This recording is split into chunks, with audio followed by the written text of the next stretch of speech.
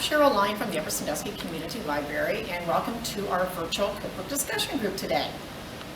Since October is pumpkin month, we're going to do two different things, but we're going to do a pumpkin cheesecake and a tortilla roll-up for your tailgating party. So we'll do the roll-ups first. These are both very simple recipes, and I've made some ahead just to kind of show you what it looks like when they're completely finished versus just the actual filling itself.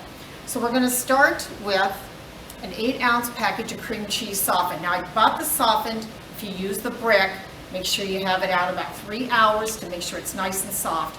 Otherwise, if it isn't creamy, it's not going to fit into this. So this is 8 ounces of softened cream cheese. And I found too, this recipe, instead of just the shells, you can also put it in or on top of crackers.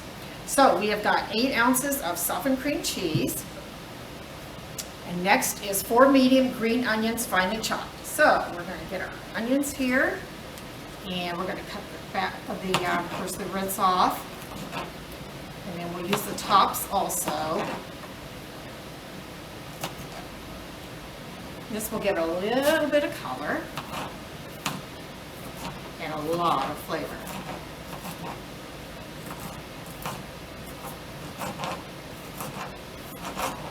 And what I find too with some of the green onion tops, if you use a scissors,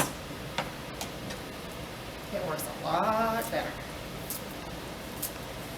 Especially if the onion tops are just a little bit tough.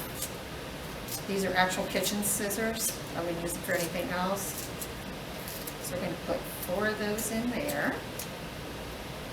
And here's the bottoms of the onions, obviously.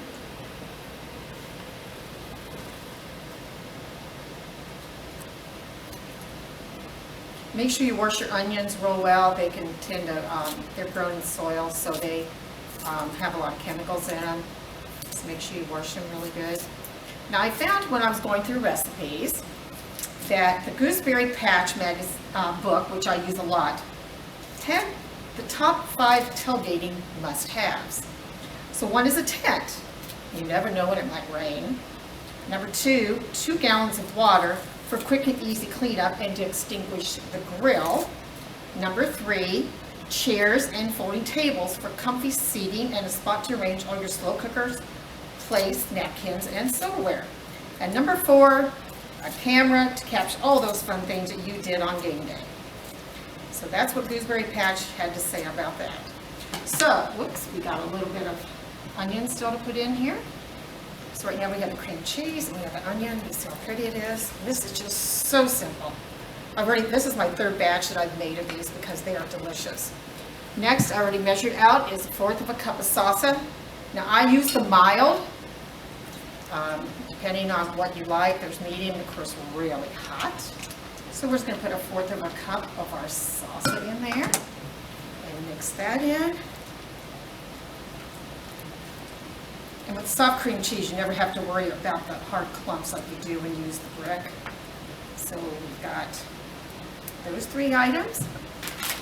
And I've already measured it out. We have got 4 ounces of, now it says cheddar cheese, but I found out that the Mexican 3 cheese, or I guess it's 4 cheese, really tastes good in there.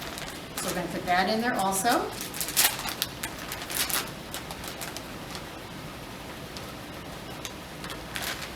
And if you want to use more or if you want to use less, that's however you want to do it. See how nice it just mixes in there?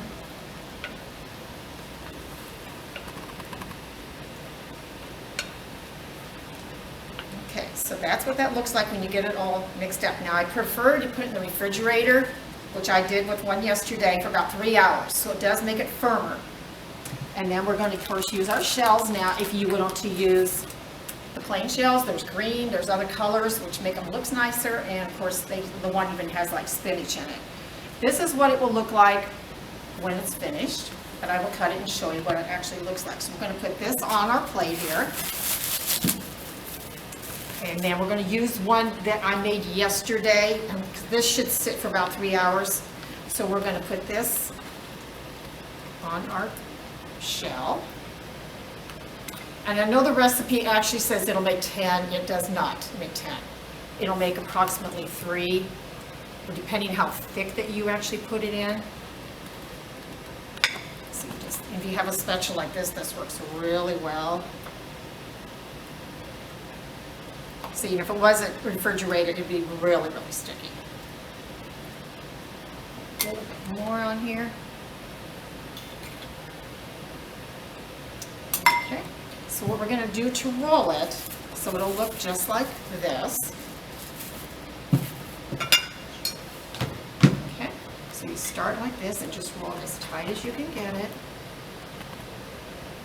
And I use toothpicks at home, and sometimes you don't even have to do that. So that's rolling one with the actual cold cream cheese mixture. So here's the one I've had sitting in the refrigerator, and I'll go ahead and cut it so you know what the pinwheels look like. You need a sharp knife for that. You can cut them as thick or as thin as you want to.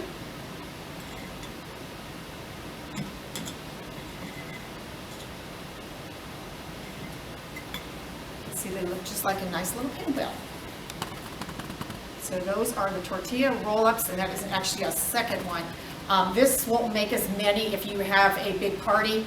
This will approximately make enough for maybe 10 people, depending how much cream cheese mixture you use on each of your tortilla shells.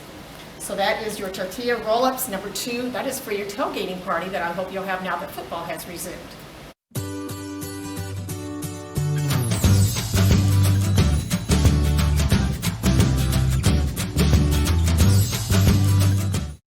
The second thing we were making today, since it is October, we think of pumpkins, is a turtle pumpkin pie. I went through dozens of recipes trying to find something very easy for you to make so you don't have to use your oven. So first we have our graham cracker pie crust.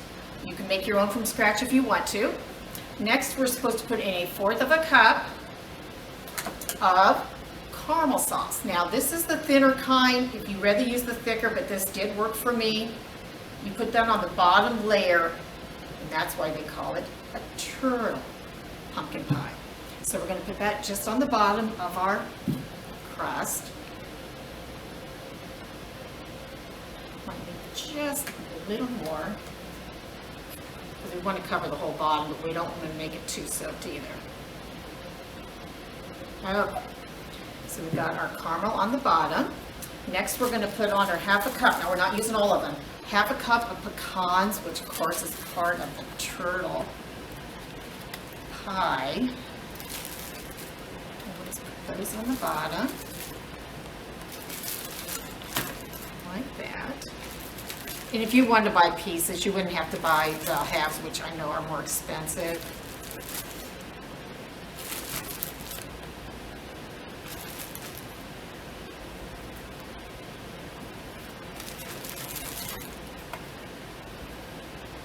Did you know that pumpkins are grown on every continent except Antarctica? And over 1.5 billion pounds of pumpkins are produced in the United States every year. And I bet you wonder what states grow the most. How about Illinois, Indiana, Ohio, and Pennsylvania? So you wonder when you're out there taking a ride this time of the year and you see all those pumpkins, those are the 4 states that actually grow the most. Just a little bit, so we have our pecans and our caramel right there. Okay, next we're going to be making our filling. Now your recipe says 2 packages of vanilla instant pudding. When I made this at home last week, I realized I had 1, but I had a package of pumpkin pie filling from last year, instant, and I tried that and it made it really good. So here's our vanilla instant pudding. I'll put that in first. And then we have a 1/2 package of pumpkin. These are both instant. Make sure you use the instant.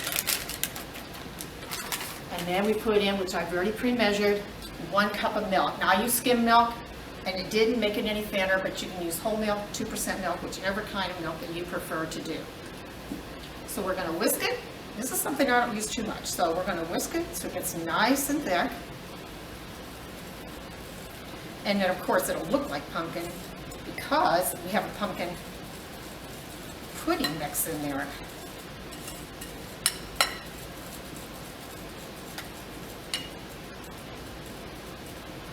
And something else I found out about pumpkins I thought that was really interesting. The largest pumpkin recorded was in 2016. It weighed 2,824.6 pounds. Can you imagine how much pumpkin pie that made? A lot. Okay, got that nice and creamy. So we're going to add, which I've already pre-measured, 1 cup of pumpkin. It has to be solid pumpkin. It's a half of a 15-ounce can. Don't use pumpkin pie filling. It's pure pumpkin. So I've already measured that. That's 1 cup. And did you know pumpkin is really good for you? You can actually substitute in some of your recipes and use pumpkin instead of oil or butter. Okay, so we'll mix that in real good. Now this recipe also asks for 1 teaspoon of ground cinnamon and a half of nutmeg. I like using pumpkin pie spice, so we're actually going to use 2 teaspoons since it gives it so much flavor. See how pretty it is? So we're going to use 2 teaspoons of pumpkin pie spice. You can buy it like this, or you can buy the book from the store, which I sometimes do, and then just fill my container. So we're going to add 2 of those. That's a little more than what it calls for, but I like pumpkin, and I like the spices that go with it. So we'll mix that all in. And over 1 billion pounds of pumpkins are produced in the U.S. each year. So we are so lucky to be able to grow pumpkins. They're so healthy for you. You notice how thick it's getting here, but when we put the Cool Whip in, it will not be quite as thick.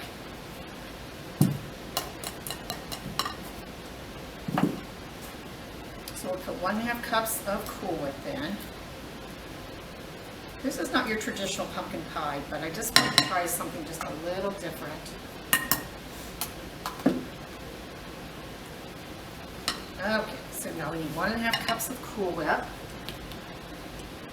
Well, not what we do without this already in the tub Cool Whip. Okay, there's our 1 cup right there.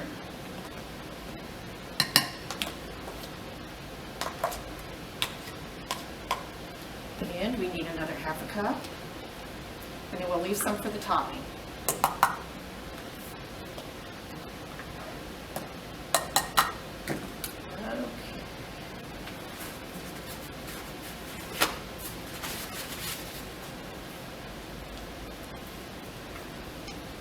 You'd be very surprised how this tastes, just like regular pumpkin pie, but you don't have to bake it.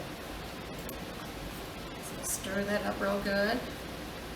Did you know the original jack-o'-lanterns were made with turnips and potatoes by the Irish? I found some very interesting facts on the internet, and I thought you just might enjoy those. Okay, we're very close here to having it all stirred up and mixed up really, really well.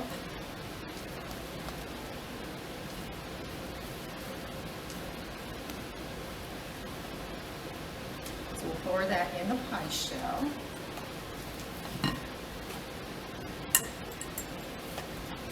And I find that the spatula is working much better than the whisk. So we're going to put that in here.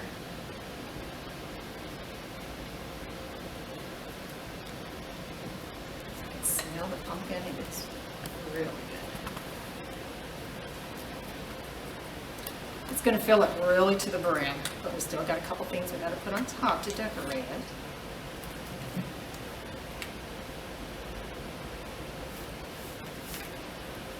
You do it in the refrigerator about an hour. It'll stiffen up really, really fast. So, before we add our final thing, this is, there's the pumpkin and all that. Then it says to go ahead and put a layer of Cool Whip on, which is going to take probably almost the rest of your, just spread it with your spoon as such.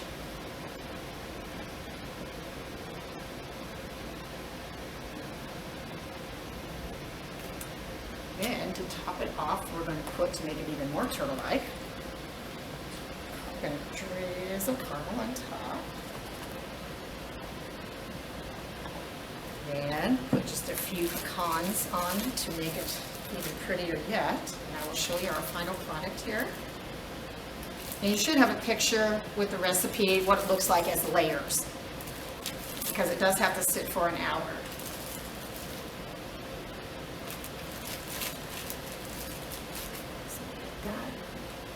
So don't forget to chill it for an hour.